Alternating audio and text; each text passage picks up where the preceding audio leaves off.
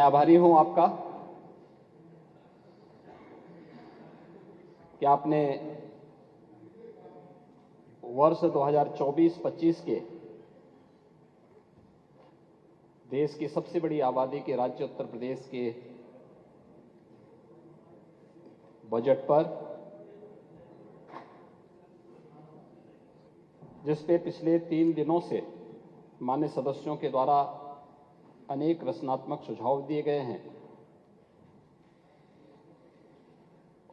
उस पूरे बजट भाषण पर माननीय सदस्यों की बातों को रखते हुए मुझे इस सदन में अपनी बात को रखने का अवसर दिया है।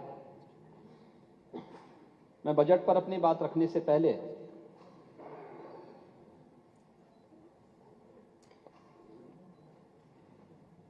देश के पूर्व प्रधानमंत्री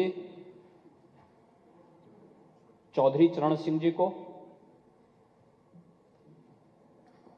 पूर्व प्रधानमंत्री पीवी नरसिम्हा राव जी को और प्रख्यात कृषि वैज्ञानिक एमएस स्वामीनाथन जी को और इससे पूर्व स्वर्गीय कर्पूरी ठाकुर जी को और सरदेव लालकृष्ण आडवाणी जी को भारत रत्न की उपाधि से सम्मानित करने के फैसले का हृदय से अभिनंदन करते हुए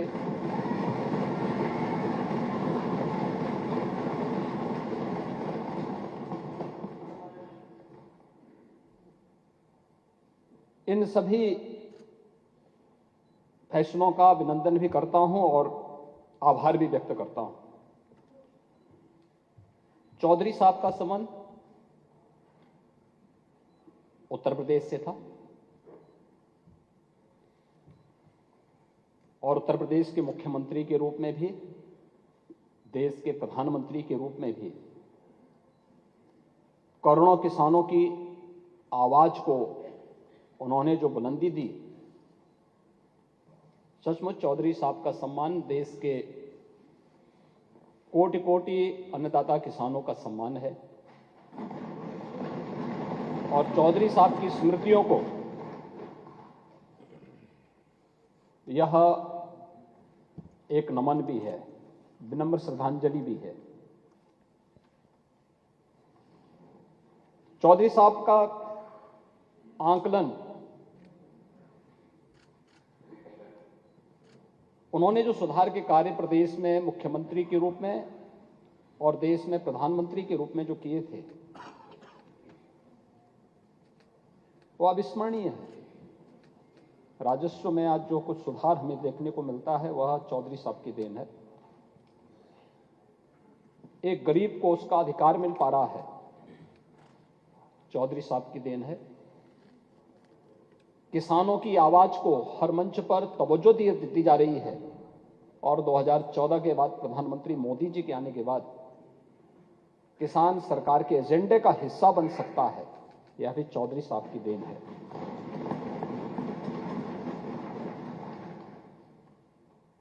इन सभी नेताओं ने या अलग अलग क्षेत्र से जुड़े हुए विशेषज्ञों ने देश को एक पहचान दी और सर्वथा भारत रत्न एक उपयुक्त सम्मान है। मैं सोचता था कि अपने बजट भाषण में जब किसानों की बात आएगी तो नेता विरोधी दल अवश्य चौधरी साहब का स्मरण करेंगे, लेकिन बिगड़ी बात बने नहीं, लाख करो किन कोय, रहे मन फाटे दूध को, मथे न माखन हो। यह स्थिति आज उनकी हो चुकी है। कोई साथ में आने को तैयारी नहीं है, क्योंकि सबको मालूम है कि पता नहीं कहां किसको धोखा दे दे। तो चाचा तो जानते ही थे कि इसलिए क्या होने जा रहा है।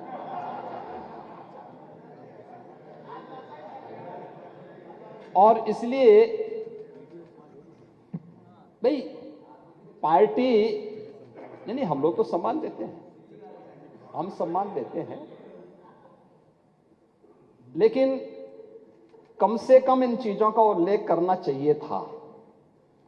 सदन के अंदर, सदन की प्रोसीडिंग का हिस्सा बनना चाहिए था। चौधरी साहब का सम्मान किसानों का सम्मान है और उत्तर प्रदेश का सम्मान है। इसलिए बजट के अंदर जब अन्नदाता किसानों की चर्चा हो रही है तो कम से कम इन चीजों का उल्लेख कर देते तो अच्छा रहता। इसमें मुझे लगता है उनका भी सम्मान बढ़ता। लेकिन मैं महोदय धन्यवाद दूंगा उन सभी माननीय सदस्यों को इस पूरी चर्चा में सत्ता पक्ष और विपक्ष के 93 माननीय सदस्यों ने इस चर्चा में भाग लिया और इस चर्चा में भाग लेकर के इसको और रचनात्मक बनाया। उत्तर प्रदेश विधानसभा में इतनी गंभीर चर्चा हो सकती हो, देर देर रात्रि तक सदन चल सकता हो, यह भी देश भी देख रहा है, दुनिया भी देख रहा है। सबने इस बात को देखा है और सभी माननीय सदस्यों ने बड़ी रुचि के साथ देर रात्रि तक रह करके इन सभी 93 सदस्यों को जिन्होंने इस पूरी चर्चा में भाग लेकर के इसे एक नई ऊंचाइयां दी हैं, मैं उन सबको भी हृदय से धन्यवाद देता हूं।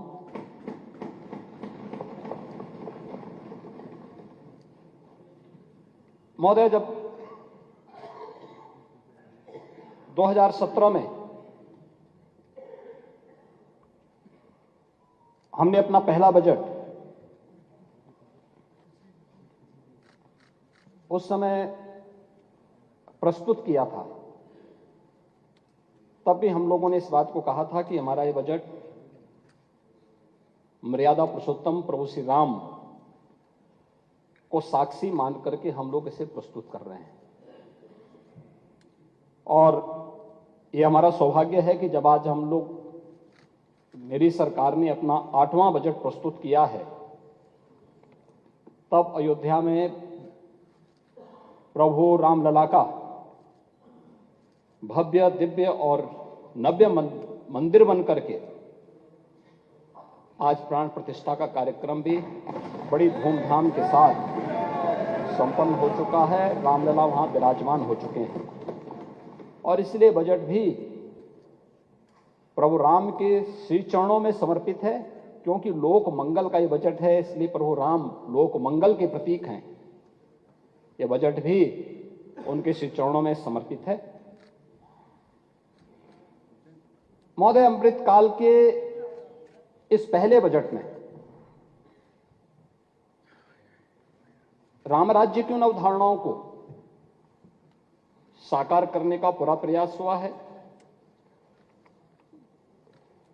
देश की सबसे बड़ी आबादी के राज्य में आर्थिक विकास की गति को तीव्र करने की दिशा से एक सर्वस्पर्शी, सर्वसमावेशी और लोक मंगल के साथ साथ उत्तर प्रदेश को समृद्धि की एक नई ऊंचाइयों तक पहुंचाने के लिए एक बेहतर रोड मैप के साथ इस बजट को इस सदन के सम्मुख प्रस्तुत किया गया है। बजट में अंत्योदय से एक विकसित अर्थव्यवस्था तक, इंफ्रास्ट्रक्चर से ईज ऑफ लिविंग तक, ईज ऑफ डूइंग बिजनेस से इन्वेस्टमेंट के ड्रीम डेस्टिनेशन तक, कृषि और किसान से लेकर के गरीब कल्याण तक, आस्था से लेकर अर्थव्यवस्था तक, शिक्षा और स्वास्थ्य से स्वस्थ और स्वावलंबन की ओर, संस्कृति से समृद्धि की ओर और महिला सशक्तिकरण के संकल्प को समावित करते हुए एक विकसित उत्तर प्रदेश के रूप में प्रस्तुत करने का एक बेहतर रोड मैप और उत्तर प्रदेश को उस मार्ग पर ले जाने के एक संकल्प के साथ ये बजट इस माननीय सदन में प्रस्तुत किया गया है। हो सकता है नेता विरोधी दल को बजट के आकार को लेकर के आपत्ति हो, क्योंकि पहली बार उत्तर प्रदेश का बजट देश का किसी भी राज्य की तुलना में सबसे बड़ा बजट है। 7,36,000 करोड़ रुपए से अधिक का बजट है। ऐतिहासिक वर्ष का एक ऐतिहासिक बजट भी है। अगर हम लोग 2012-13 की तुलना में देखेंगे तो 3 गुना से अधिक है, और 2016-17 की तुलना में देखेंगे तो उनका उस वर्ष का चुनावी बजट था, उस सब के बावजूद उससे भी दुगना बजट है।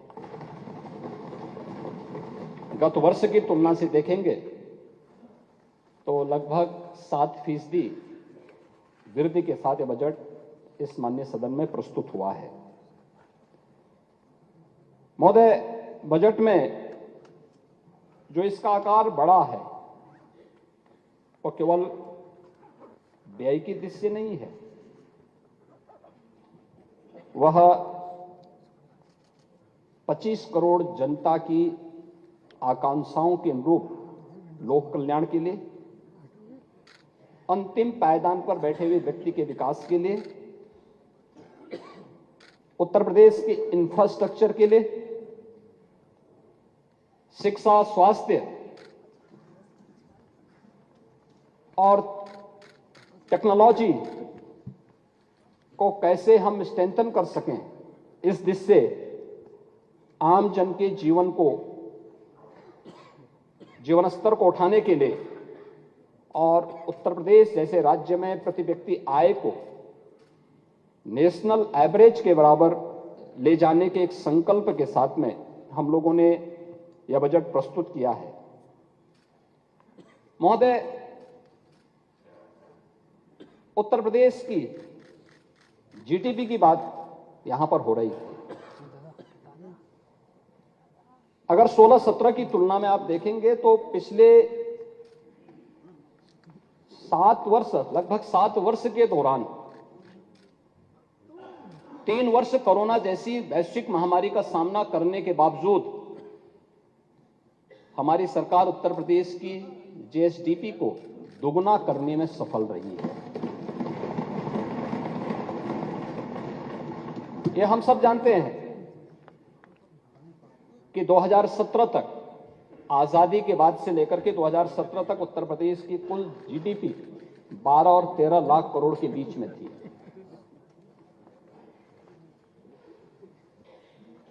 यानी 70 वर्ष लगे जितना उत्तर प्रदेश की इकोनॉमी को पहुंचने में, कोरोना जैसी महामारी का सफलतापूर्वक सामना करने के बावजूद मात्र 7 वर्ष में उससे दोगुना करने में हमने उत्तर प्रदेश की जीडीपी को दोगुना करने में सफलता प्राप्त की।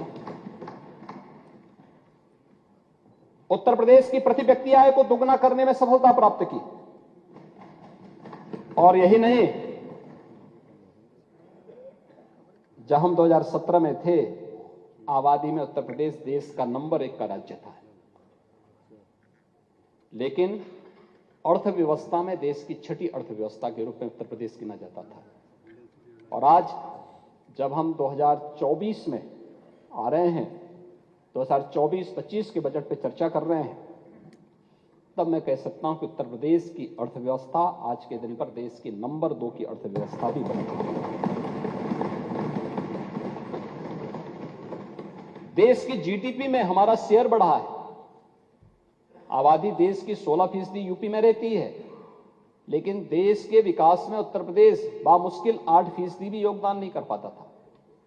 और आज मैं कह सकता हूं उत्तर प्रदेश 9% से 9.2% भारत की अर्थव्यवस्था में उत्तर प्रदेश योगदान कर रहा है। और हमारा प्रयास होना चाहिए कि हम इस वर्ष इसे बढ़ा के 10% तक पहुंचाएं और अगले 5 वर्ष में से अपनी आबादी के बराबर तो हम कम से कम भारत की अर्थव्यवस्था में योगदान दे सकें।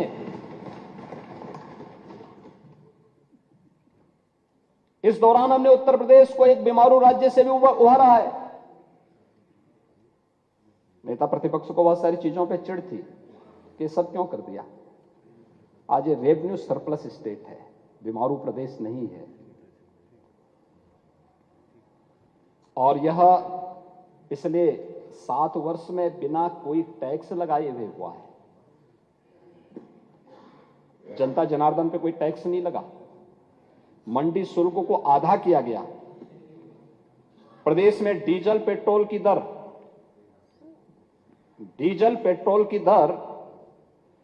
देश में सबसे कम उत्तर प्रदेश में है। और इसके पीछे राम राज्य की ही यही अवधारणा है जो प्रभु राम भरत जी से कहते हैं। उन्होंने कहा था, बरसत हर्षत सब लखे, करसत लखे न कोई, तुलसी प्रजा सुभाग से, भूप भानु सो होई। इन पंक्तियों का अर्थ भी समझा देता हूं। समझा देता हूं। जैसे सूर्य, समुद्र, नदी, तालाब से पानी लेता है, लेकिन किसी को पता नहीं चलता, परंतु जब वह बादल के रूप में बरसात करता है तो सबको पता चलता है। और खासकर यानी सभी जगह समान रूप से बरसता है। तो यही स्थिति बजट की भी है, इस लोक कल्याणकारी और लोक मंगल के बजट की भी है। अतिरिक्त टैक्स 7 वर्ष में नहीं लगा, मंडी शुल्क कम किया गया, डीजल पेट्रोल के वैट के दाम को कम किए गए। लेकिन जब प्रदेश के कल्याण के लिए, प्रदेश के विकास के लिए जो बजट प्रस्तुत किया है, जब ये बजट आ रहा है तो पूरे प्रदेश के अंदर बिना भेदभाव के सभी 75 के 75 जनपदों को ध्यान में रख करके यह सब किया गया है। तो यह लोक मंगल के लिए प्रस्तुत ये वही बजट है जो राम राज्य की अवधारणा पर आधारित है। महोदय, यह हम करने में इसलिए सफल हुए क्योंकि हमने कर चोरी को नियंत्रित किया, राजस्व की लीकेजेस को रोका और प्रदेश के सीडी रेशो को हमने बेहतर किया। 2017 के पहले अगर प्रदेश में 100 रुपया जमा होता था तो मात्र 44 पैसा ही 44 रुपया ही प्रदेश के उद्यमी, व्यापारी और युवकों को अपने रोजगार के लिए, अपने आत्मनिर्भरता के लिए कोई कार्य प्रारंभ करना है, स्वरोजगार के लिए कोई कार्य प्रारंभ करना मिल पाता था। आज पिछले 7 वर्ष में जो प्रयास प्रारंभ हुए, आज उसका परिणाम है कि हम इसको 57-58% तक पहुंचाने में सफल हुए हैं। यह एक बेहतर अर्थव्यवस्था की ओर हम सबका ध्यान आकर्षित करता है। डिजिटल लेन देन ने प्रदेश के अंदर एक बेहतर प्रतिस्पर्धा को जन्म दिया है और पिछले 5 वर्ष में इसकी रफ्तार हम दुगना करने में सफल हुए हैं। प्रदेश में डिजिटल लेन देन में आज देश के अंदर नंबर 1 है। जब मैं उत्तर प्रदेश को नंबर 1 लाने की बात करता हूं तो नेता विरोधी दल को इसमें परेशानी होती है कि उत्तर प्रदेश नंबर 1 क्यों हो गया। इस साल ये संख्या बढ़कर के 1174 करोड़ 32 लाख हो गई है, यानी आधे से अधिक लेन देन आज प्रदेश में यूपीआई के माध्यम से हो रहा है। डिजिटल बैंकिंग का आसान पहुंच आज गांवों में इंटरनेट के माध्यम से, वित्तीय जागरूकता के माध्यम से बन चुका है और डीबीटी के माध्यम से भी प्रदेश ने न केवल कोरोना कालखंड में बेहतर सफलता प्राप्त की थी, आज भी सफलतापूर्वक हर लाभार्थी तक पैसा सीधे पहुंच रहा है। महोदय, डीबीटी के माध्यम से आज 11 विभागों के द्वारा प्रदेश में जिन सेवाओं को पहुंचाया गया है उसमें हम लोग 62 करोड़ से अधिक ट्रांजैक्शन के माध्यम से 70,000 करोड़ रुपए डीबीटी के माध्यम से प्रदेश की गरीब जनता तक पहुंचाने में हमें सफलता प्राप्त हुई है। और जहां तक प्रदेश के अंदर बैंकिंग सेवाओं का प्रश्न है तो हम सब जानते हैं कि अर्थव्यवस्था की बैकबोन होती है बैंकिंग सेवा। ये निवेश के लिए, ऋण और बुनियादी ढांचा प्रदान करने के लिए एक स्पीड का काम करती है। इस दिशा से आज उत्तर प्रदेश एक अग्रणी राज्य बन चुका है। प्रदेश ने बैंकिंग व्यवसाय 16-17 में जो लगभग 12 से 13 लाख करोड़ के आसपास था, आज वो बढ़कर के लगभग 26 लाख करोड़ हो चुका है। प्रदेश में 19,705 बैंक की शाखाएं हैं, लेकिन 2,28,000 से अधिक बैंकिंग कॉरस्पॉन्डेंट और बैंकिंग कॉरस्पॉन्डेंट सखी प्रदेश के अंदर आज इस रूप में बेहतर सेवाएं हर गांव में और हर कस्बे में उपलब्ध करवाने का कार्य कर रहा है। और यही नहीं, आरबीआई के बुलेटिन भी आज इस बात को प्रदर्शित करते हैं कि बैंक और वित्तीय संस्थाओं से प्रोजेक्ट फाइनेंसिंग के लिए फंड आकर्षित करने में 16% से अधिक जो इन्वेस्टमेंट की हिस्सेदारी है वह आज उत्तर प्रदेश है, जो देश के अंदर शीर्ष स्थान पर है। ये इस नए उत्तर प्रदेश की स्थिति है, जिस उत्तर प्रदेश की वर्तमान प्रगति पर हमारे कुछ मित्रों को आपत्ति है। प्रधानमंत्री जनधन योजना में 9 करोड़ खातों के साथ उत्तर प्रदेश देश में नंबर 1 पर है और इनमें से आधे खाते महिलाओं के। पीएम स्वनिधि योजना में 17 लाख से अधिक रेहड़ी पटरी व्यवसायी लाभान्वित हो रहे हैं, जो देश में नंबर 1 पर है। प्रधानमंत्री सुरक्षा बीमा योजना में 5 करोड़ 55 लाख लाभार्थियों के साथ उत्तर प्रदेश देश में नंबर 1 पर है।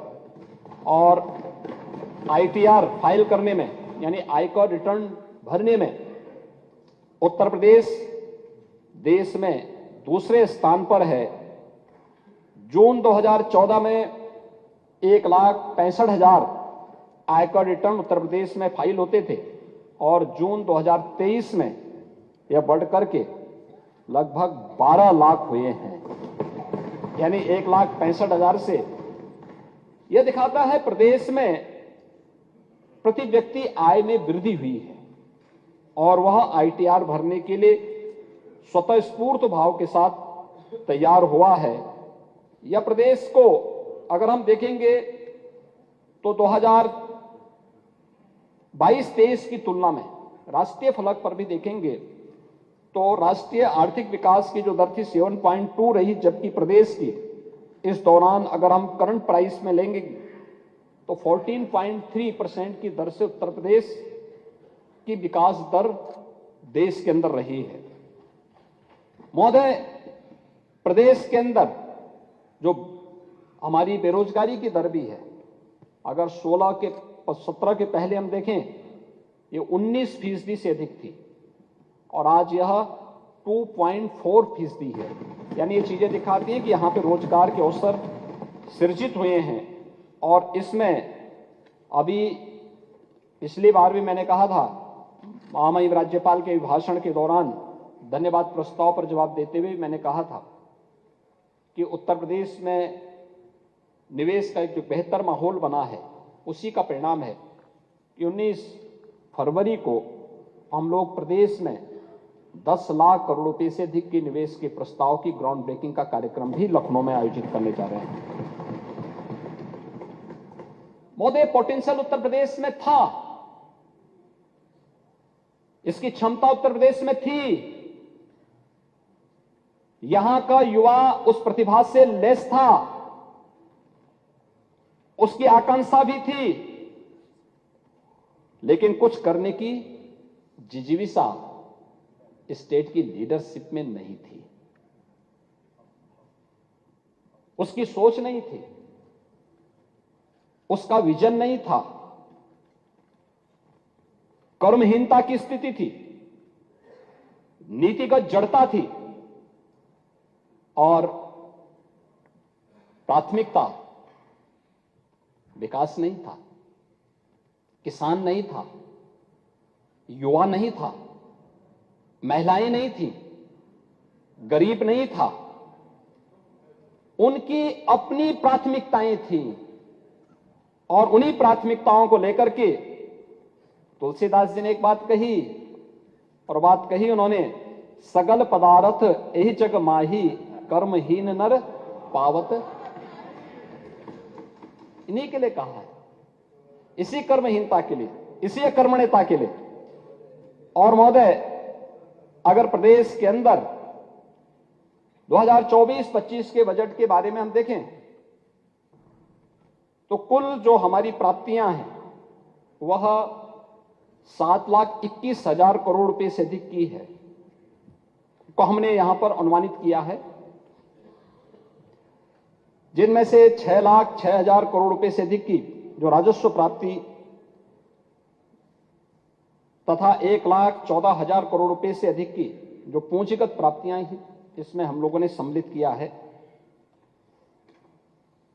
इस बजट की जो सबसे बड़ी बात है वो होगी कि 2 लाख करोड़ रुपए से अधिक की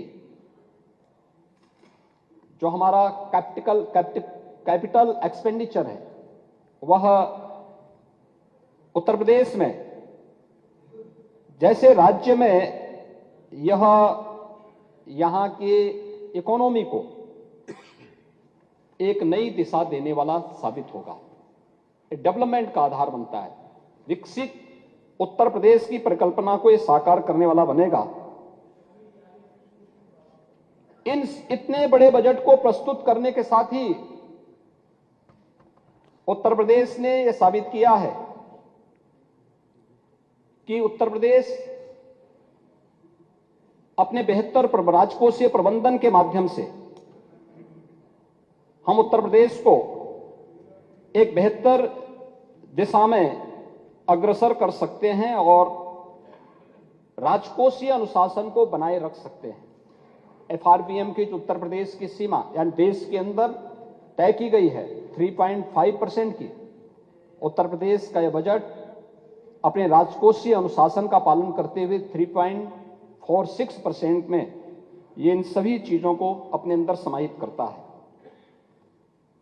महोदय, हम लोगों के यहां अगर प्रदेश के अंदर इस बजट में जो अन्य तमाम बातें हैं उन सभी पर अगर हम एक एक करके चर्चा करेंगे, खासतौर पर कृषि की जब बात आती है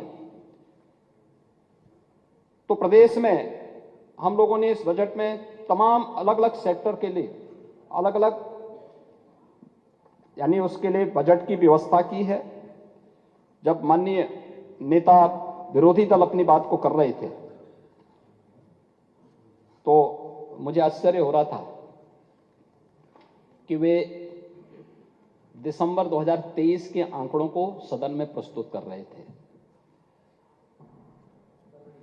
मार्च 24 के 31 मार्च 24 तक अभी पुराना बजट चलेगा और 31 मार्च तक इस बजट को अभी खर्च होना है। जो बजट आज हम प्रस्तुत करने जा रहे हैं 1 अप्रैल से फिर यह लागू होगा, तो कम से कम इतनी जानकारी उनकी होनी चाहिए। 5 साल तक प्रदेश ने आपको यहां देखा है, झेला है, तो स्वाभाविक रूप से इतना तो आपको पता लगना ही चाहिए कि यह बजट आज के लिए नहीं तय हो रहा है, यह 1 अप्रैल से ये लागू होगा। दूसरा, आजादी के अमृत काल में और अमृत महोत्सव के अवसर पर भारत देश की 5th इकोनॉमी बना है।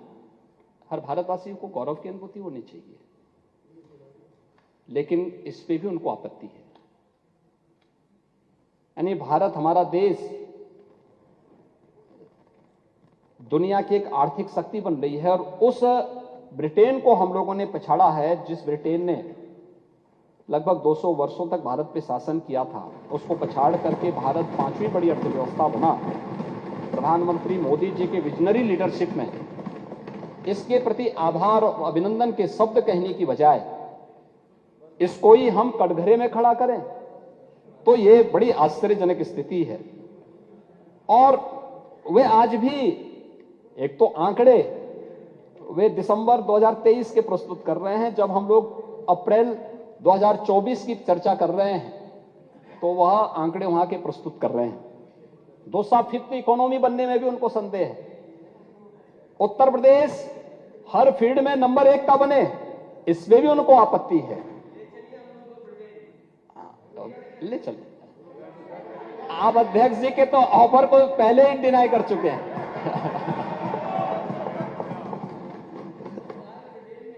ओह, मैंने कहा ना, अध्यक्ष जी ने आपको एक आमंत्रण दिया, आपने उसको नकार दिया। और अयोध्या आप जाना नहीं चाहते, ब्रिटेन तो आप अक्सर जाते ही हैं, ब्रिटेन तो आप अक्सर जाते हैं, और आपके टिकट कौन बुक कराता है ये भी आपको पता है।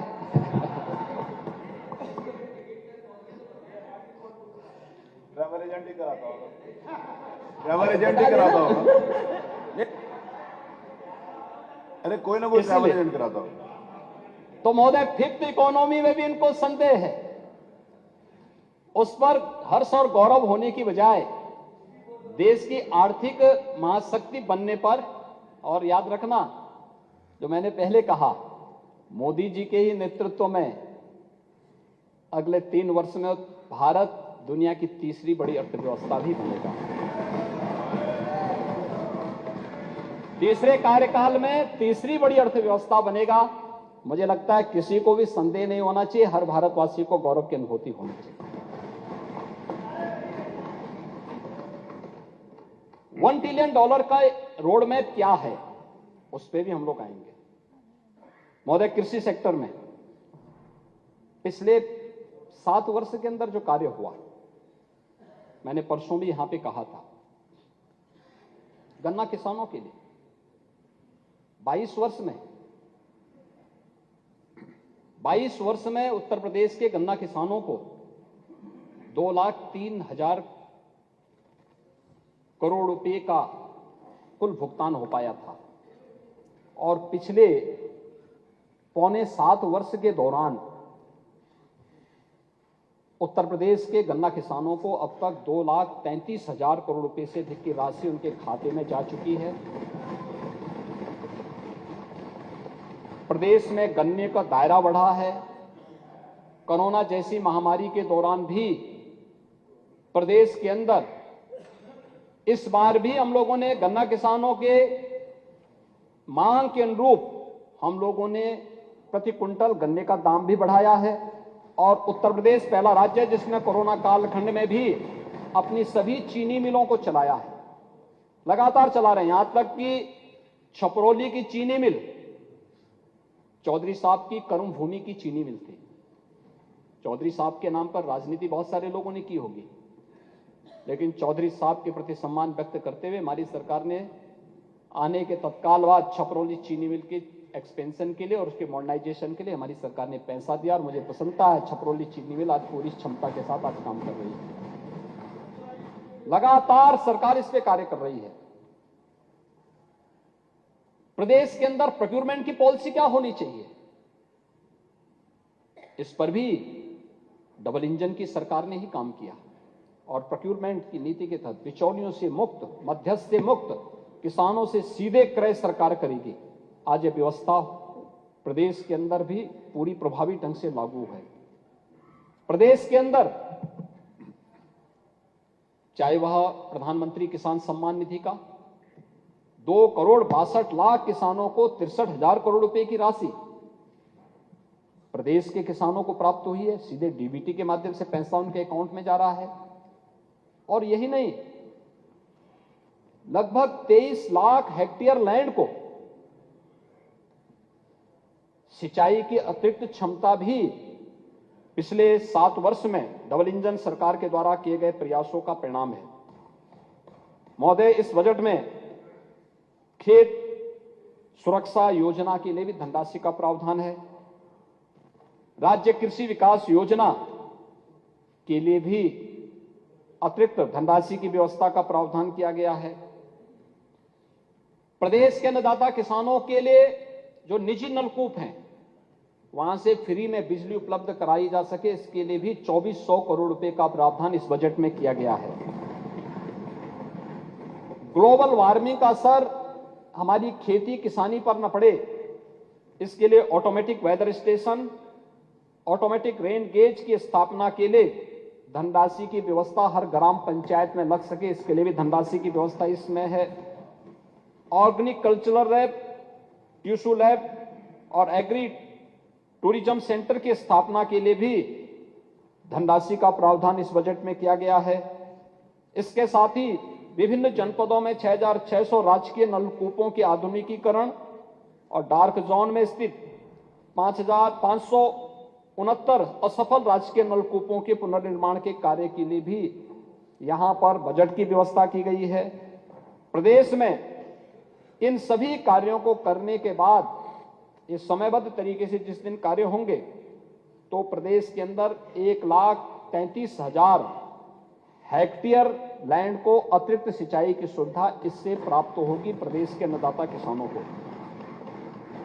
महोदय, प्रदेश के अंदर इसके अलावा प्रदेश के अंदर नहरों और सरकारी नलकूपों से किसानों को मुफ्त पानी के लिए भी धनराशि की व्यवस्था इसमें अतिरिक्त की गई है।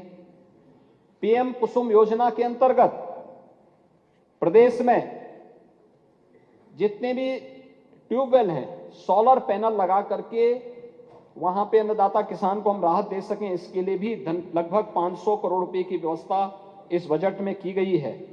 और रेन वाटर हार्वेस्टिंग की व्यवस्था के लिए भी जल स्तर को मेंटेन करने के लिए यह ग्राउंड वाटर रिचार्जिंग और चेक डैम आदि के लिए भी धनराशि में बजट का प्रावधान किया गया है। उद्यान और खाद्यान्न प्रसंस्करण के लिए भी इस बजट में विशेष प्रावधान किए गए हैं। दुग्ध संघों के सुदृढ़ीकरण के लिए भी बजट में प्रावधान किया गया है। इसके अलावा नए डेयरी प्लांट, गौ आश्रय स्थलों के संचालन, पशु रोग पर प्रभावी नियंत्रण करने के लिए और प्रदेश में मत्स्य उत्पादन को बढ़ावा देने के लिए भी प्रधानमंत्री मत्स्य संपदा योजना के लिए भी धनराशि की व्यवस्था के साथ साथ एक्वा पार्क के निर्माण के लिए भी बजट का प्रावधान इस बजट में किया गया है। एग्रीकल्चर सेक्टर इन सभी चीजों के साथ यहां पर तेजी के साथ आगे बढ़ रहा है। महोदय, प्रदेश के अंदर हम सब इस बात को जानते हैं कि अवस्थापना और औद्योगिक विकास की जो ग्रोथ है वह दो बातों पर निर्भर करती है, एक स्टेबिलिटी पर, दूसरा सस्टेबिलिटी पर। और ये ग्रोथ के लिए बहुत आवश्यक है। आज प्रदेश सरकार ने इस दिशा में तेजी के साथ आगे कार्य किया है। 46 वर्ष के बाद बुंदेलखंड में, कानपुर झांसी के बीच में हम लोग बुंदेलखंड क्षेत्र में एक नए औद्योगिक विकास प्राधिकरण बीडा के गठन की कार्रवाई को आगे बढ़ा चुके हैं। यानी 46 वर्ष के बाद प्रदेश में एक नया औद्योगिक शहर आएगा और इसके लिए हम लोगों ने सभी औपचारिकताओं को पूर्ण किया है। बजट का प्रावधान इसमें किया गया है। प्रदेश में पहली बार सेमीकंडक्टर के महत्व को हम सब जानते हैं कि जितने भी हमारी इलेक्ट्रॉनिक आइटम है, एक छोटी सी चिप हमारे कंप्यूटर को, मोबाइल फोन को, टेलीविजन को, या हमारा लैपटॉप है, या आज कोई भी इलेक्ट्रॉनिक आइटम है, अन्य सभी, उन सभी क्षेत्र में उसकी अपनी एक भूमिका है। और इसके लिए उत्तर प्रदेश ने अपनी सेमीकंडक्टर की पॉलिसी भी लागू की है। इसके लिए हमारे पास तमाम प्रस्ताव प्राप्त हुए हैं जिन पर कार्रवाई आगे बढ़ रही है, जिन कार्यक्रमों को हम आगे बढ़ा रहे हैं। एफडीआई और फॉर्च्यून 500 तो फॉर्च्यून इंडिया 500 कंपनियों के लिए भी एक नई पॉलिसी हम लोगों ने प्रदेश के अंदर लागू की है। महोदय, किसी भी राज्य द्वारा बड़े पैमाने पर वैश्विक निवेश को आकर्षित करने का यह किसी राज्य के द्वारा किया गया पहला प्रयास है। यह पहली पॉलिसी देश के अंदर आई है और इसके लिए हम लोगों ने बजट में भी धनराशि की व्यवस्था की है। मुझे एक बात बताने पे प्रसन्नता है कि पिछले 7 वर्ष के अंदर कुछ अच्छे परिणाम हमारे सामने आए थे और उसके बाद जो सुझाव और जिस प्रकार के हमारे सामने कुछ कठिनाई आ रही थी, उसके बाद हम लोगों ने पॉलिसी भी हम लोग लेकर के आए। मैं परसों यहां पर देख रहा था, एक माननीय सदस्य ने यहीं पे प्रश्न किया था जिसमें उन्होंने इस बात का उल्लेख किया था कि एफडीआई या फॉर्च्यून 500 के बारे में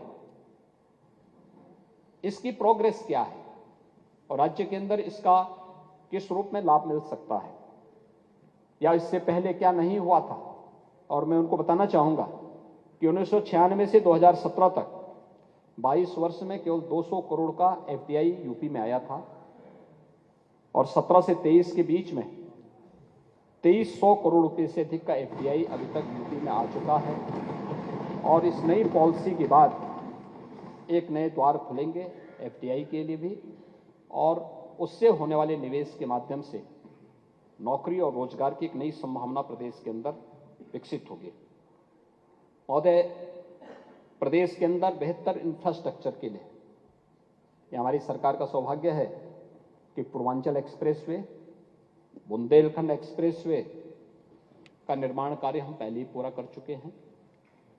प्रदेश के अंदर अन्य एक्सप्रेसवे के कार्य के साथ साथ आज हम लोगों ने मेरठ को प्रयागराज से जोड़ने के लिए गंगा एक्सप्रेसवे के लिए भी व्यवस्था की है और हमारा प्रयास है कि प्रयागराज कुंभ के पहले हम इस एक्सप्रेसवे को यातायात के लिए प्रारंभ कर सकें। इसके लिए सरकार के स्तर पर बेहतर प्रयास प्रारंभ हुए हैं।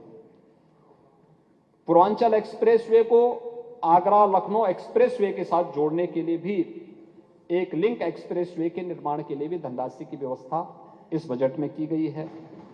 अटल इंडस्ट्रियल इंफ्रास्ट्रक्चर मिशन के लिए भी धनराशि की व्यवस्था वर्तमान वर्ष के सापेक्ष 33% अधिक धनराशि की व्यवस्था इस बजट में की गई है और एमएसएमई में प्रदेश के अंदर जो किसी भी इकोनॉमी का खासतौर पर बड़े निवेश का जो बैकबोन होता है वह एमएसएमई का क्लस्टर उनके पास किस रूप में मौजूद है इस पे निर्भर करता है। ये रोजगार और की संभावनाओं को भी अधिक से अधिक रोजगार के सृजन की संभावना भी इससे बनती है और इस सेक्टर में जो 2017 के पहले लगभग पूरी तरह उपेक्षित सा था, आज वह 2016-17 तक प्रदेश में कुल 28,000 करोड़ रुपए का ऋण वितरण होता था एमएसएमई सेक्टर को, क्योंकि जो हमारा पोटेंशियल था, जो प्रदेश के अंदर संभावनाएं थी, उस फील्ड की उपेक्षा की गई, उसको हतोत्साहित किया गया। परिणाम क्या था? ये बंदी के कगार की तरफ जा रहा था। आज प्रदेश ने जब थोड़ा भी उसमें प्रोत्साहन दिया, अभी हम लोगों ने 22-23 में 1,60,000 करोड़ रुपए का ऋण उपलब्ध एमएसएमई यूनिट को प्रदेश के अंदर उपलब्ध कराया है। जो पहले केवल 28,000 था, आज 1,60,000 करोड़ पहुंचा है और 24-25 के लिए हम लोगों ने इस लक्ष्य को 2,91,000 करोड़ रुपए तक पहुंचाने के लक्ष्य के साथ अपने कार्यक्रम को आगे बढ़ा रहे हैं। महोदय, आज इस बजट में एक नई स्कीम मुख्यमंत्री युवा उद्यमी विकास अभियान को भी हम प्रारंभ करने जा रहे हैं, जो प्रदेश के हमारे नए उद्यमियों को, जिनको हम एक निश्चित व्यवस्था के तहत जिनका हम प्रशिक्षण करवाएंगे, उन्हें उद्यम लगाने के लिए प्रोत्साहित करेंगे। पहले चरण में 5 लाख रुपए तक की ऋण यानी ब्याज मुक्त ऋण उन्हें उपलब्ध करवाने की कार्रवाई हम इसके साथ करेंगे और इस राशि को जैसे ही उनका भुगतान होगा तो फिर उसको 7.5 लाख रुपए तक की, फिर उसके बाद 10 लाख रुपए तक की व्यवस्था के साथ हम उसको जोड़ने का काम करेंगे। 1 लाख युवा उद्यमी इसके साथ जुड़ेंगे और इस कार्यक्रम को इस बजट के पास होने के बाद अप्रैल से हम प्रदेश के अंदर इसको लागू कर देंगे। दूसरा है उत्तर प्रदेश रोजगार प्रोत्साहन कोष। इसके माध्यम से भी प्रदेश के अंदर जो उत्तर प्रदेश के युवाओं के लिए, उनके ट्रेनिंग के लिए, इंटर्नशिप के लिए, अप्रेंटिसशिप के लिए वित्त पोषण और रोजगार की सुविधा उपलब्ध कराने के लिए, उनको सेवायोजित करने के लिए भी इस स्कीम को प्रदेश के अंदर हम लागू कर रहे हैं। पहली बार उत्तर प्रदेश ने 10 फ्लेज पार्क, प्राइवेट सेक्टर में भी इंडस्ट्रियल पार्क डेवलप हो सकते हैं। इसके लिए हम लोगों ने अब तक जो पार्क विकसित किए हैं, इसके अलावा नए हर जनपद में भी इस प्रकार के औद्योगिक पार्क विकसित हों, क्योंकि ग्लोबल इन्वेस्टर समिट में उत्तर प्रदेश के सभी 75 के 75 जनपदों में निवेश के प्रस्ताव प्राप्त हुए हैं और इन सभी चीजों को हम लोगों ने इसके साथ किया है। 2024-25 के वस्त्र उद्योग के क्षेत्र में 40,000 रोजगार सृजन के लक्ष्य के साथ टेक्सटाइल के नए हब के रूप में हम लोग इस कार्यक्रम को आगे बढ़ा रहे हैं।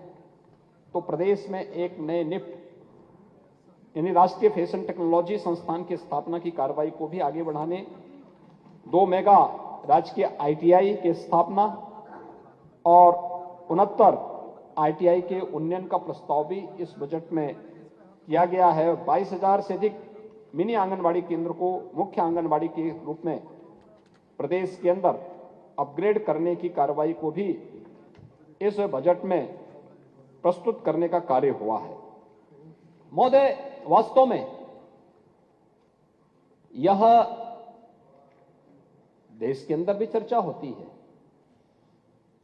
और लोग इस बात को कहते हैं कि आखिर उत्तर प्रदेश में ऐसा क्या हुआ कि जो कभी बीमारू राज्य कहलाता था, आज वो राज्य अचानक देश की इमर्जिंग इकोनॉमी के साथ आत्मनिर्भरता के लक्ष्य को प्राप्त करते हुए तेजी के साथ देश की सबसे उभरती हुई अर्थव्यवस्था के रूप में आगे बढ़ा है। जिस राज्य को कोई बैंक लोन देने को तैयार नहीं था, उसे सभी बैंक प्रोजेक्ट फाइनेंसिंग के लिए ऋण देने को आज आतुर हैं। जहां कोई निवेशक आने को तैयार नहीं था, आज वह देश और दुनिया के हर इन्वेस्टर के लिए इन्वेस्टमेंट के ड्रीम डेस्टिनेशन के रूप में वही राज्य बन गया है।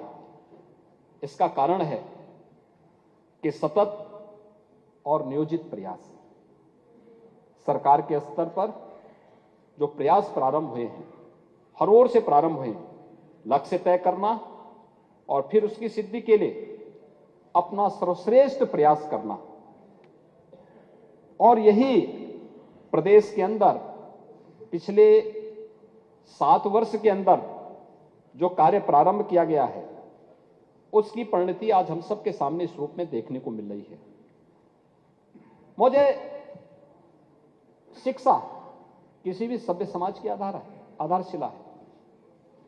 बेसिक शिक्षा परिषद में हमने देखा है कि किस रूप में हम लोगों ने इस व्यवस्था को आगे बढ़ाया है। शिक्षा और स्वास्थ्य कि जब हम बात करते हैं तो किसी भी मानव पूंजी के पोटेंशियल आधार है। इसलिए हमारी सरकार ने शुरू से ही इस दिशा में एक नियोजित प्रयास भी प्रारंभ किया। कक्षा 6 से 8 तक के विद्यार्थियों के लिए वोकेशनल ओरिएंटेशन कार्यक्रम और माध्यमिक स्तर पर भी विद्यालयों को हब एवं स्पोक मॉडल के रूप में विकसित करने के लिए ODROP के अनुरूप अधिकाधिक विद्यार्थियों को जॉब रोल और सेक्टर में नेशनल करिकुलम फ्रेमवर्क और नेशनल क्रेडिट फ्रेमवर्क के अनुसार उनके पाठ्यक्रम संचालित करने के लिए भी सरकार ने अपनी कार्य योजना को आगे बढ़ाया है। न केवल बेसिक और माध्यमिक में बल्कि उच्च शिक्षा में भी इन चीजों को आगे बढ़ाने के साथ ही अप्रेंटिसशिप की स्कीम, जिसमें उद्योग या इंस्टीट्यूशन के साथ युवाओं को जुड़ने, इसके लिए उन्हें वहां पर उचित मानदेय मिल सके, प्रशिक्षण मिल सके और CM अप्रेंटिसशिप स्कीम के साथ उसको हम जोड़ सकें, इसके लिए भी धनराशि की व्यवस्था इस बजट में की गई है। प्रदेश के अंदर इनोवेशन एंड रिसर्च के लिए भी प्रदेश के अंदर मशीन लर्निंग और स्टेट ऑफ आर्ट टेक्नोलॉजी के प्रोत्साहन के लिए जहां हम लोगों ने बजट का प्रावधान किया है, IIT कानपुर के साथ मिलकर के एक medical research and technology institute की स्थापना के लिए भी धनराशि का प्रावधान इस बजट में किया गया है। और प्रदेश के खिलाड़ियों के लिए अनेक जो उपाय पिछले 7 वर्ष में प्रदेश सरकार ने किए हैं। हम सब जानते हैं प्रदेश में कोई खेल की पॉलिसी नहीं थी, प्राइवेट खेल एकेडमी चलते थे, लेकिन सरकार के स्तर पर उनको कोई भी प्रोत्साहन नहीं था। प्रदेश ने अनेक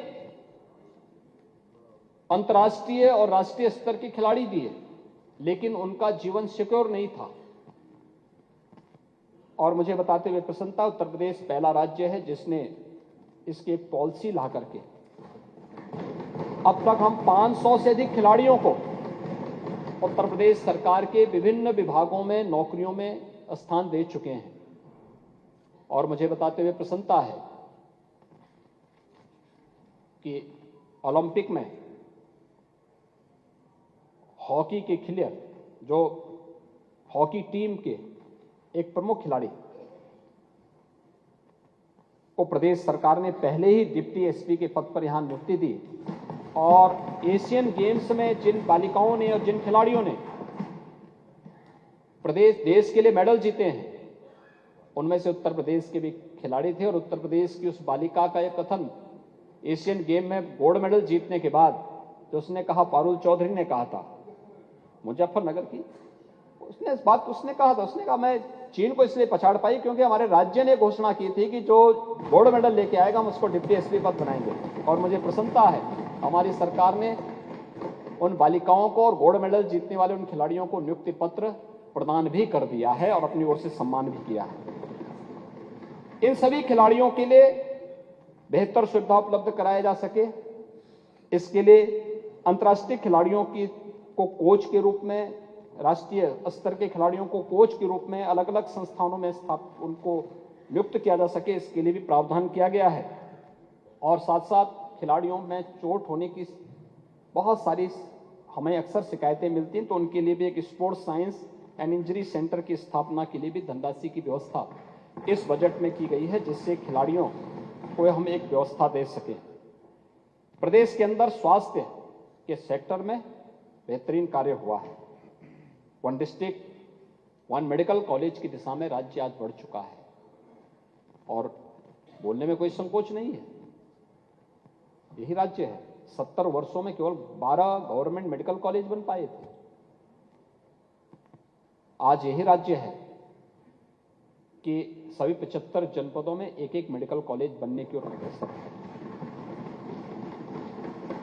नेता विरोधी दल को पता ही नहीं कि आयुष्मान भारत की योजना लागू होने के बाद आज हर गरीब के लिए अपना स्वास्थ्य उपचार कराना कितना आसान हो गया है। अब उसके लिए वेट करने की आवश्यकता नहीं। 2017 के पहले की दुर्दशा किसी से छुपी हुई नहीं है। गरीबों के बच्चे मरते थे। इंसेफ्लाइटिस की क्या स्थिति थी? इंसेफ्लाइटिस से 1977-78 से लेकर के 2017-18 तक लगभग 50,000 मौतें हुई। और आज मुझे ये कहने में कि ये हमारा सरकार का सौभाग्य है, डबल इंजन की सरकार का सौभाग्य है कि हम अपने प्रदेश के उन मासूमों को बचाने में सफल हुए हैं जो देश के लिए आने वाले समय में जिनकी प्रतिभा और ऊर्जा का लाभ मिलेगा, इस राज्य को मिलेगा, अवश्य मिलेगा। लेकिन ये सरकारें क्या कर रही थी? जो जाति के नाम पे समाज को बांट रही थी, जो तमाम प्रकार के नारे देते हैं, लेकिन उन गरीबों के लिए जिनमें ज्यादातर जो मासूम थे, मरने वाले कौन थे? या दलित था, या अल्पसंख्यक था, या अति पिछड़ी जाति से जुड़े हुए बच्चे थे। और लगभग हर वर्ष 1200 से 1500 मौतें होती थी। आज मैं कह सकता हूं एक नियोजित और सतत रूप से किए गए प्रयास का परिणाम है। इंसेफ्लाइटिस को हम पूरी तरह नियंत्रण करने में सफल हो चुके हैं। एक सफल मॉडल उत्तर प्रदेश ने देश के अंदर दिया है। इंसेफ्लाइटिस का नियंत्रण किया जा सकता है। आज ये हुआ है। ये सरकार के द्वारा किए गए प्रयास का परिणाम है। हमने समाज का भी सहयोग लिया, निजी क्षेत्र का भी सहयोग लिया, इसमें तमाम अंतर्राष्ट्रीय संस्थाओं ने भी हमें सहयोग किया। लेकिन स्टेट गवर्नमेंट को जो पहल करनी चाहिए थी, उस पहल का अभाव 2017 के पहले था। और 17 के बाद जब नियोजित प्रयास हुआ, आज परिणाम हमारे सामने है। इंसेफ्लाइटिस पूरी तरह नियंत्रण में है।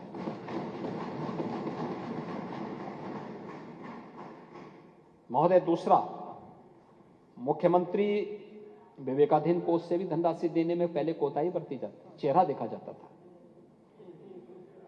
एक एंचूज होता था, और आज चेहरा नहीं देखा जाता है। अरे किसी को भी जाएगा, उत्तर प्रदेश का ही तो नागरिक होगा। मान्य विधायक कोई भी हो, इस पक्ष का हो, उस पक्ष का हो, कोई भी हमें देता है, हम लोग तो बिना किसी, और अब तो हमने ये भी व्यवस्था उसमें की है बहुत सारी उसमें कि उसमें नाम भी ना आए तो भी हम लोग कोड नंबर से भी उसको धनराशि उपलब्ध करवाते हैं, नीडी हो जरूर मिले। हाँ, ये जरूर प्राथमिकता होती है कि ये जरूर प्रयास होता है कि आयुष्मान भारत की धनराशि पहले खर्च हो जाए। जिनके पास आयुष्मान का कार्ड नहीं, उसमें मुख्यमंत्री विवेकाधीन कोष से हम उसको धनराशि उपलब्ध करवाते हैं, क्योंकि ये राज्य का पैसा है, राज्य के लोगों को मिलना चाहिए, बिना भेदभाव के मिलना चाहिए। और यही राम राज्य की अवधारणा है। हम चेहरा देख करके नहीं करते हैं, लेकिन पहले चेहरा देख के किया जाता था, पिक एंड चूज होता था। आज तो सरकार उन चीजों को प्रभावी ढंग से लागू कर रही है। यही नहीं, राजकीय मेडिकल कॉलेजेस में ट्रॉमा सेंटर की स्थापना के लिए, तमाम अन्य व्यवस्थाओं के लिए भी धनराशि की व्यवस्था की गई है। हेल्थ एंड वेलनेस सेंटर को और स्ट्रेंथन करने की दिशा में भी सरकार के द्वारा किए गए प्रयास सफलीभूत होंगे और आगे बढ़ेंगे, कोई संदेह नहीं। और स्वास्थ्य विभाग इस दिशा में बेहतर प्रयास कर रहा है। प्रदेश में इन सुविधाओं को आगे बढ़ाने के लिए सरकार हर स्तर पर प्रयास करेगी। पौधे जिस क्षेत्र की सर्वाधिक, यहां पे विभिन्न क्षेत्रों की अपेक्षाएं थी, उसमें से एक क्षेत्र जो प्रदेश के अंदर संभावनाओं वाला क्षेत्र था और था सर्विस सेक्टर। टूरिज्म में, स्पिरिचुअल टूरिज्म में जो संभावना उत्तर प्रदेश के अंदर थी, पिछली सरकारों ने उसकी सर्वथा उपेक्षा की।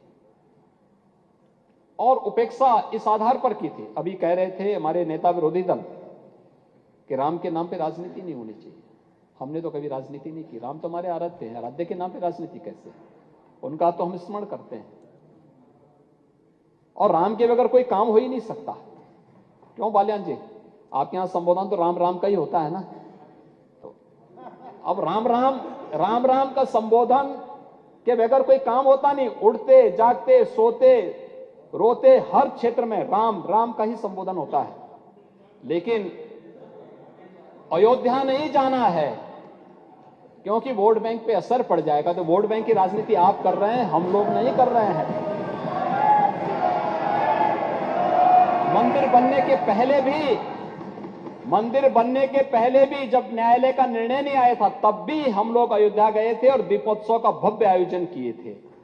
और आज भी जा रहे हैं और आगे भी जाएंगे, इसमें कोई संदेह नहीं होना चाहिए। लेकिन महोदय, मुझे बताते हुए प्रसन्नता है कि अयोध्या, काशी, मथुरा, वृंदावन, बरसाना, गोकुल, गोवर्धन, नैमिषारण्य, विंध्यवासिनी धाम, देवीपाटन धाम, बरेली का नाथ कॉरिडोर, चित्रकूट, इन सभी के लिए सरकार ने धनराशि की व्यवस्था बजट में की है। मुख्यमंत्री पर्यटन संवर्धन योजना में हर विधानसभा क्षेत्र के भी एक एक धर्मस्थल को विकसित करने के लिए हमने धनराशि की व्यवस्था बजट में की है। प्रयागराज का कुंभ 2025 का 2019 के कुंभ, प्रयागराज कुंभ से भी बेहतर हम आयोजन कर सकें, इसके लिए भी धनराशि की व्यवस्था इस बजट में फिर से की गई है। प्रयागराज में कुंभ संग्रहालय की स्थापना हो, इसके लिए भी धनराशि की व्यवस्था की गई है। और आप तो मथुरा वृंदावन के लिए भी कुछ नहीं कर पाए थे, क्योंकि आपको वहां जाने में भी डर लगता था।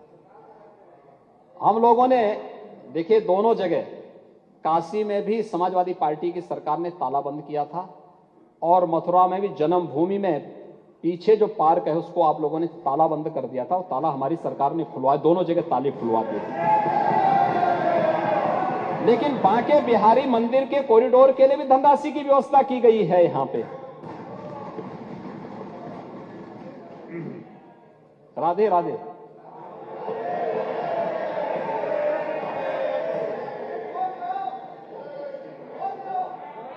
निषाद राज गुहे सांस्कृतिक केंद्र श्रृंगेरपुर के लिए धनराशि की व्यवस्था की गई है। और आजमगढ़ के हरिहरपुर में भी एक संगीत महाविद्यालय के लिए धनराशि की व्यवस्था की गई है। महर्षि वाल्मीकि सांस्कृतिक केंद्र चित्रकूट के लिए भी धनराशि की व्यवस्था की गई है। और साथ साथ राजापुर तुलसीदास जी की जन्मभूमि के लिए भी धनराशि की व्यवस्था बजट में है। अयोध्या में विदुर कुटी में तो हम कर ही रहे हैं। विदुर कुटी में तो अरे महाराज, आपको तो कम से कम इस बात के लिए धन्यवाद देना चाहिए कि वहां के लोग आपकी भावनाओं के अनुरूप कार्य नहीं करेंगे। आप देखें, महाराज विदुर के नाम पे वहां मेडिकल कॉलेज कौन बना रहा है? बन रहा है ना। और मैं स्वयं गया था वहां पे, विदुर कुटी पे गया था। वहां के पुनरुद्धार की कार्रवाई हम लोग कर रहे हैं, बिजनौर को एक पहचान दे रहे हैं। और मैं तो रात्रि को भी बिजनौर रुका था। अखिलेश जी कभी नहीं रुके होंगे, क्योंकि उनको डर लगता था पता नहीं कब हट जाए, कब पता नहीं चाचा कब कुर्सी हथिया लें। देखिए, चाचा का अधिकार तो रात्रि को नहीं रुके होंगे। ना ना ना, मुख्यमंत्री पद से हटने के बाद, मुख्यमंत्री रहते हुए कभी नहीं गए होंगे, ना नोएडा गए होंगे, ना बिजनौर गए होंगे। वीरांगना उदा देवी के लिए कह दीजिए। वीरांगना उदा देवी कहाँ के लिए? 36 अंग्रेजों को ही मारा था। पीपल के पेड़ पर चढ़ करके 36 अंग्रेजों को 1857 कहाँ पे? मानवर, इसके लिए कह दिए। उदा देवी के नाम पे तो पूरी बटालियन बन रही है, बीएससी की पूरी बटालियन ही बन रही है। कराया है। और लखनऊ के किले को भी हम ठीक करा रहे हैं, अन्य जगह के किलों को भी हम ठीक कराने जा रहे हैं। हमारी टूरिज्म के उसका पार्ट है, ये तो हेरिटेज टूरिज्म का हिस्सा है, वहां भी करने जा रहे हैं। आप चिंता में, आप भटकिए मत, आप सही रास्ते पे चलिए, बाकी सब ठीक हो जाएगा। और अरे आप इतने वरिष्ठ सदस्य हैं, अभी सुन तो लीजिए, मैं अयोध्या पे आ रहा हूं, अयोध्या के बारे में सुन तो लीजिए, हमारा किला अयोध्या के बारे में कुछ सुन तो लीजिए। अयोध्या में रामायण और वैदिक शोध संस्थान के लिए भी धनराशि की व्यवस्था यहां की गई है। इंटरनेशनल सेंटर बनेगा अयोध्या में, अयोध्या के लिए हम वो भी करने जा रहे हैं। तो यह सरकार ने इसमें बजट की व्यवस्था की है। इन कार्यक्रमों को हम तेजी के साथ आगे बढ़ा रहे हैं। महोदय, प्रदेश के अंदर नगरीय विकास, यह इकोनॉमिक ग्रोथ के लिए भी आवश्यक है। ईज ऑफ लिविंग के लक्ष्य को प्राप्त करने के लिए जो बेहतर प्रयास हुए हैं, नगर विकास विभाग के द्वारा डबल इंजन सरकार के नेतृत्व में वह तेजी के साथ इसमें आगे बढ़ा है। और इस क्षेत्र में इससे रोजगार के सृजन भी इससे होते हैं। स्मार्ट सिटी और अमृत योजना के अंतर्गत किए गए प्रयासों के परिणाम स्वरूप प्रदेश सरकार ने अब मुख्यमंत्री शहरी विस्तारीकरण और नए शहर प्रोत्साहन के लिए टाउनशिप विकसित करने के लिए भी 3000 करोड़ रुपए की राशि इस बजट में इसका प्रावधान किया है। Green road infrastructure development scheme के अंतर्गत भी प्रदेश के अंदर हम लोगों ने 800 करोड़ रुपए की व्यवस्था की है। और राज्य स्मार्ट सिटी मिशन के अंतर्गत 400 करोड़ रुपए का प्रावधान इसमें किया है, जिसमें प्रदेश के अंदर हर नगर निगम क्षेत्र में पहले चरण में, दूसरे चरण में हर नगर पालिका क्षेत्र में, तीसरे चरण में टाउन एरिया में भी हम उसे एक सेफ सिटी के रूप में डेवलप कर सकें।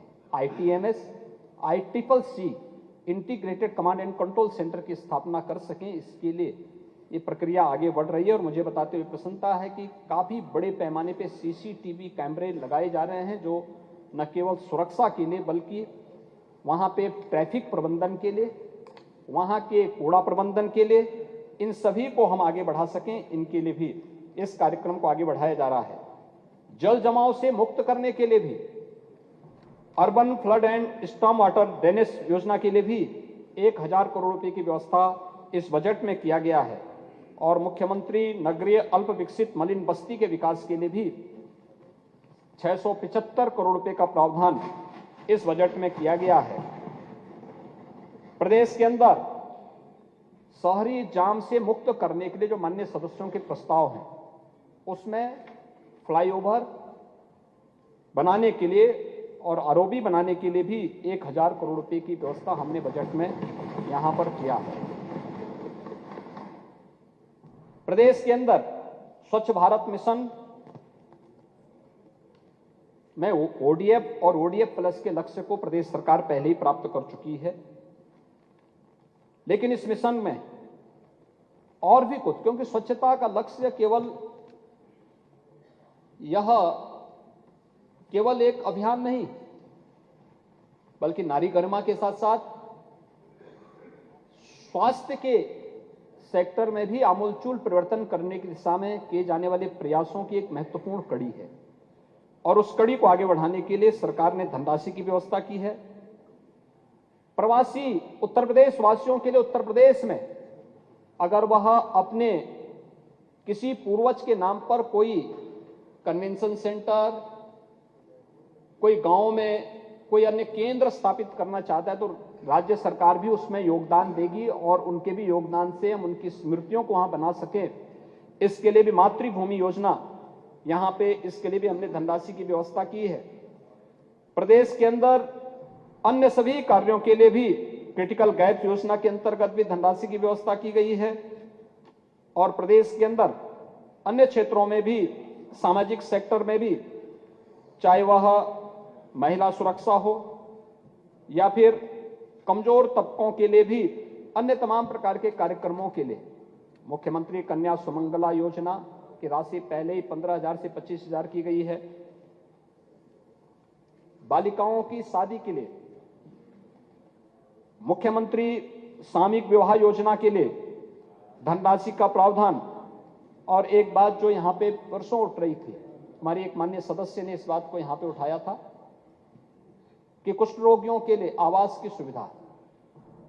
और मुझे बताते हुए प्रसन्नता है कि हमारी सरकार 3 वर्ष पहले इस बात को कर चुकी है कि हर कुष्ठ रोगी को 3,000 रुपए मासिक पेंशन के साथ साथ आवास की सुविधा भी हम दे रहे हैं। देखिए, आपका सारे कार्य तो हम लोग कर रहे हैं, अब आपको और चाचा को फैसला लेना ही चाहिए, काहे बेकार उपेक्षित पड़े हुए हैं। हाँ महोदय, ये सरकार पहले कर चुकी है। और वरिष्ठ नागरिकों के लिए भी उनके कल्याण के लिए एक कोष की स्थापना प्रदेश सरकार ने की है। प्रदेश के अंदर अन्य तमाम क्षेत्रों में कार्य करते हुए पुलिस की अवस्थापना सुविधाओं के विकास के लिए भी, नए थानों के लिए, फायर ब्रिगेड के नए सेंटर स्थापित किए जा सके उसके लिए भी, साइबर थानों की स्थापना हो, अन्य जो भी समय समय पर जो भी हमें प्रस्ताव प्राप्त हुए थे उन सभी के लिए, चाहे वो होमगार्ड के जवानों और उनके स्वयंसेवकों के लिए अनुग्रह राशि की व्यवस्था आदि के लिए भी हम लोगों ने इस बजट में प्रावधान किया है, जो प्रदेश के अंदर चाहे हर तबके के लोगों के लिए उनके जीवन में परिवर्तन लाने की दिशा में एक बेहतर प्रयास प्रदेश सरकार ने यहां पर किया है। महोदय, प्रदेश सरकार भारत सरकार के $5 ट्रिलियन की इकोनॉमी बनाने के आदरणीय प्रधानमंत्री जी के संकल्प के साथ प्रदेश सरकार पूरी प्रतिबद्धता के साथ जुड़ी हुई है। उत्तर प्रदेश भी $1 ट्रिलियन की इकोनॉमी बनने की ओर अग्रसर हो, इस दिशा में हम लोगों ने एक बेहतर रोड मैप भी प्रदेश के अंदर तैयार किया है, और जिसमें 5T के मंत्र के साथ talent, tradition, trade, tourism and technology, इन सब को अपना करके राज्य सरकार इसमें बेहतर प्रयास प्रारंभ की है। हाईवे के साथ साथ डिजिटल ढांचा, हाईवे, इस पर कार्य हो रहा है, जिसमें ब्रॉडबैंड, ऑप्टिकल फाइबर का एक मजबूत ढांचा प्रदेश के अंदर हो। हर ग्राम पंचायत में पंचायत भवन की स्थापना के पीछे, ग्राम सचिवालय की स्थापना के पीछे का हेतु यही है कि ऑप्टिकल फाइबर के साथ हम वहां पे बेहतर कनेक्टिविटी दे सकें और गांव में ही गांव के लोगों को बेहतर सुविधाएं उपलब्ध करवा सकें। प्रदेश में असीमित पोटेंशियल को, उसके स्किल को, स्केल और स्पीड पर प्रदेश सरकार पूरी तरह फोकस कर रही है। हम सब इस बात को मानते हैं, उत्तर प्रदेश प्रकृति और परमात्मा की असीम कृपा का प्रदेश है। हमारे पास सबसे उर्वरा भूमि है, सर्वश्रेष्ठ युवा है और भारत का सबसे बड़ा उपभोक्ता और श्रम का बाजार भी हमारे पास है। महोदय, देश की कुल कृषि भूमि का मात्र 11% उत्तर प्रदेश के पास है, लेकिन यहां की भूमि का कमाल है और यहां के अन्नदाता किसानों का पुरुषार्थ है कि उत्तर प्रदेश देश के अंदर खाद्यान्न उत्पादन में 20% का शेयर रखता है।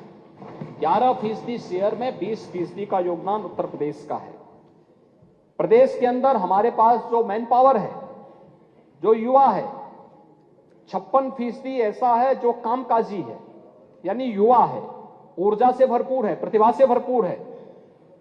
हमने कनेक्टिविटी को बेहतर किया है, चाहे वह सड़क की कनेक्टिविटी हो, डबल इंजन सरकार ने रेल की connectivity, eastern and western dedicated freight corridor का मामला हो, रेल नेटवर्क हो, वंदे भारत या अमृत भारत एक्सप्रेसवे के माध्यम से नए भारत की नई ट्रेन की सुविधा बेहतर इंफ्रास्ट्रक्चर के साथ उपलब्ध करवाने का कार्य हो, या फिर बेहतर वायु कनेक्टिविटी, एयर कनेक्टिविटी को उत्तर प्रदेश के अंदर देने का कार्य हो, या फिर लैंडलॉक्ड स्टेट से आज मुक्त होते हुए देश का पहला इनलैंड वाटरवे की स्थापना के कार्य को तेज करने का कार्य हो, यह भी उत्तर प्रदेश कर चुका। और उत्तर प्रदेश में हम लोगों ने उत्तर प्रदेश के अंदर हम लोगों ने इनलैंड वाटरवे अथॉरिटी का गठन भी हम कर चुके हैं, जिसमें हम लोगों का प्रयास है कि अयोध्या को पहले हम पूर्वी बंदरगाह के साथ जोड़ करके और फिर अयोध्या की कनेक्टिविटी को बेहतर कर सकें और अन्य जगहों को भी धीरे धीरे करके हम इसको आगे बढ़ाने का कार्य करेंगे। प्रदेश के अंदर पोटेंशियल के अनुरूप हमने सेक्टरवार उसकी अल्पकालिक और दीर्घकालिक रणनीति भी अपनाई है। सस्टेनेबल डेवलपमेंट गोल्स जो एसजीडी के लक्ष्य हैं, उन्हें प्राप्त करने के लिए प्रदेश सरकार पूरी तरह संकल्पित है और प्रदेश की जीडीपी केवल प्रदेश तक सीमित नहीं होगी, बल्कि हर जनपद की भी अपनी एक जीडीपी होगी। इसके लिए प्रदेश सरकार ने इस पर पूरी तैयारी के साथ कार्य करना प्रारंभ किया है। सेक्टोरल और क्रॉस सेक्टोरल बेस्ट प्रैक्टिस को प्रदेश सरकार ने आगे बढ़ाया है। नीति आयोग की तर्ज पर स्टेट ट्रांसफॉर्मेशन कमीशन के गठन की कार्रवाई को प्रदेश सरकार ने आगे बढ़ाया है। और यहां पर जिन बातों पे चर्चा हो रही थी, मैं अक्सर देख रहा था, मान्य सदस्यों की पीड़ा है, बोलते भी हैं, और खास तौर पर इस बात को लेकर के अभी मान्य सदस्यों ने इस बात को देखा होगा, आदरणीय प्रधानमंत्री जी की प्रेरणा से प्रधानमंत्री विकसित भारत संकल्प यात्रा गांव-गांव गई थी। विकसित भारत संकल्प यात्रा यह सिचुएशन के 100% लक्ष्य को प्राप्त करने की दिशा में एक बेहतर प्रयास है। जिन लोगों तक शासन की योजना का लाभ पहुंचा है, वे अपनी सफलतम कहानी को बोले, और जिनको नहीं पहुंचा है वे अपना रजिस्ट्रेशन करवाएं। पहली बार आपकी सरकार आपके द्वार। इस लक्ष्य को प्राप्त करने की दिशा में सरकार के द्वारा जो प्रयास प्रारंभ हुआ है, अब उसको एक नए रूप में बहुत शीघ्र प्रदेश सरकार फैमिली आईडी लागू करने वाली है। हर परिवार के लिए एक फैमिली आईडी, पूरे सिस्टम को हम ऑनलाइन करेंगे, पूरे परिवार का विस्तार उसमें होगा, और फैमिली आईडी के माध्यम से किन योजनाओं का लाभ इस परिवार को मिला है, कौन लोग अभी तक उससे वंचित हैं, जो लोग वंचित हैं उन तक सरकार उन योजनाओं को पहुंचाने के लिए जाएगी। किसी को सरकार के द्वार आने की नहीं, बल्कि सरकार उन लोगों तक पहुंचेगी, फैमिली आईडी इस कार्य को करेगी। दूसरा, सरकार के द्वारा यह भी प्रयास है कि हमने सरकारी नौकरी के साथ साथ निजी क्षेत्र में भी नौकरी की अनंत संभावनाओं को आगे बढ़ाया है। इन संभावनाओं को आगे बढ़ाने के लिए सरकार के स्तर पर जो प्रयास प्रारंभ हुआ है, उस प्रयास को आगे बढ़ाने के लिए सरकार के द्वारा यह भी प्रयास किया जा रहा है, हर परिवार के एक परिवार के एक व्यक्ति को कहीं ना कहीं रोजगार और नौकरी के साथ जोड़ने की भी व्यवस्था होनी चाहिए। और इसके लिए सरकार ने फैमिली आईडी के इस कार्य को आगे बढ़ाने का कार्य किया है, जिसमें अब तक 60 योजनाओं को लेकर के हम चल रहे हैं। एक परिवार एक पहचान योजना के अंतर्गत 6,64,00,000 लाभार्थियों की फैमिली आईडी सीटिंग की जा चुकी है। ये काम चल रहा है, निरंतर चल रहा है और इस कार्यक्रम को हम आगे बढ़ा रहे हैं। नीति आयोग ने 8 आकांक्षात्मक जनपदों में बलरामपुर, सिद्धार्थनगर, सोनभद्र, चंदौली, फतेहपुर, चित्रकूट और बहराइच और श्रावस्ती को जो आकांक्षात्मक जनपद थे, स्वास्थ्य में, शिक्षा में, कृषि विकास में, रोजगार में, अन्य सुविधाओं में जो पिछड़ गए थे, उन्हें सामान्य जनपदों की श्रेणी में लाने के लिए किए जाने वाले प्रयासों के क्रम में उत्तर प्रदेश के मॉडल को उसको बेहतर माना है। आज आकांक्षात्मक जनपद की तर्ज पर प्रदेश सरकार ने 100 आकांक्षात्मक विकास खंडों के लिए, एस्पिरेशनल विकास खंडों के लिए अपनी कार्य योजना बनाई है और उन कार्यक्रमों को हम प्रभावी ढंग से लागू कर चुके हैं। उसके बेहतर परिणाम आ रहे हैं। नगरीय क्षेत्र में भी चूंकि नई नगर निकाय आए हैं, या कभी 1 वर्ष पहले, 1.5 वर्ष पहले सभी ग्राम पंचायतें थी, इनका भी एक सस्टेनेबल डेवलपमेंट के मॉडल को हम आगे बढ़ा सकें, इसके लिए भी हमने एक आकांक्षात्मक नगरीय योजना भी लागू की है, जिसमें 100 ऐसे नगर निकायों का चयन किया गया, जिन कार्यक्रमों को हम आगे बढ़ा रहे हैं और उस दिशा में, उसके बेहतर दिशा में प्रयास प्रारंभ हुए हैं। महोदय, $1 ट्रिलियन के लक्ष्य की प्राप्ति के उद्देश्य से सरकार का जो सेक्टोरियल मैकेनिज्म है, वह हम लोगों ने 10 सेक्टर में उसको तैयार किया है और प्रत्येक सेक्टर की जिम्मेदारी हम लोगों ने एक जिम्मेदार अधिकारी के नेतृत्व में, एक अनुभवी अधिकारी के नेतृत्व में उसको दी है। उसके अल्पकालिक और दीर्घकालीन जो योजना तय की गई है, उसका सफल क्रियान्वयन की मॉनिटरिंग सीएम डैशबोर्ड के माध्यम से भी हम लोग निरंतर कर रहे हैं। मैं केवल नेता प्रतिपक्ष से एक बात कहना चाहूंगा कि पिछले 7 वर्ष में सरकार ने जो प्रयास प्रारंभ किए, स्वास्थ्य है, शिक्षा है और जीवन स्तर के जो अलग अलग घटक हैं, जो 3 महत्वपूर्ण आयाम हैं, जिनके 12 लक्ष्य नीति आयोग ने तय किए थे, इसमें डबल इंजन की सरकार ने पिछले 6 वर्ष में प्रदेश के अंदर 6 करोड़ लोगों को गरीबी रेखा से, बहुआयामी गरीबी से ऊपर उठाने में सफलता प्राप्त की है। इसमें अगर आप देखें तो 2017-18 में, यानी 16-15-16-17 में भी अगर आप देखेंगे तो 1.5 करोड़ लोग केवल अनुपूरक आहार ही प्राप्त कर पाते थे और आज 2 करोड़ 6 लाख से अधिक लोग इस योजना का लाभ प्राप्त कर रहे हैं। बाल मृत्यु दर और मातृ स्वास्थ्य की बात आप कर रहे थे, तो 2014 में 16-17 में भी 48 प्रति लाख थी, जो 2020 में यह 38 प्रति हजार हो चुकी है। मातृ स्वास्थ्य दर में भी अगर आप देखेंगे कि 2016 तक 285 प्रति लाख थी, आज 2022-23 में यह 167 प्रति लाख हो गई है। स्कूली शिक्षा में विगत 7 वर्ष में किए गए प्रयासों का परिणाम है कि 40 लाख बच्चे उत्तर प्रदेश के बेसिक शिक्षा के स्कूलों में बढ़े हैं। आज 1 करोड़ 92 लाख बच्चे इन स्कूलों में पढ़ रहे हैं। इन बच्चों को आज हम वहां पर बेहतर सुविधा उपलब्ध करवाने का कार्य कर रहे हैं और साथ साथ प्रदेश के अंदर उज्ज्वला योजना के लाभार्थी को वर्ष में 2 बार फ्री में रसोई गैस के सिलेंडर उपलब्ध करवाने का कार्य भी सरकार उपलब्ध करवा रही है। हर घर नल योजना, 1 करोड़ 95 लाख घरों को हम लोग हर घर तक, परिवारों को हर घर नल की योजना से जोड़ चुके हैं। 1 करोड़ 58 लाख परिवारों को फ्री में बिजली दे चुके। 1 करोड़ 58 लाख घरों तक बिजली का मतलब 1,21,000 गांवों में, मजरों में बिजली पहुंचाने का काम, उसका इंफ्रास्ट्रक्चर भी तैयार किया गया और 55,83,000 आवास भी उपलब्ध करवाए गए। प्रदेश के अंदर प्रधानमंत्री आवास योजना में 90,866 गांवों में हम लोगों ने पीएम स्वामित्व योजना में, जहां पे जिसकी झोपड़ी होगी वहीं पे उसका मालिकाना अधिकार मिलेगा, पीएम स्वामित्व योजना में इस कार्यक्रम को हम लोग प्रदेश के अंदर लागू कर चुके हैं। प्रदेश में प्रधानमंत्री जनधन अकाउंट में 9 करोड़ खातों में उत्तर प्रदेश देश में प्रथम स्थान है और जिसमें से आधे से अधिक यह प्रदेश के महिलाओं का है।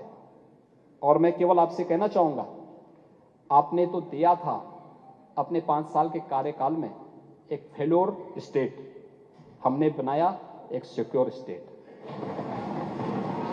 आपने लूटे मिलियन और हम देंगे प्रदेश को 1 ट्रिलियन।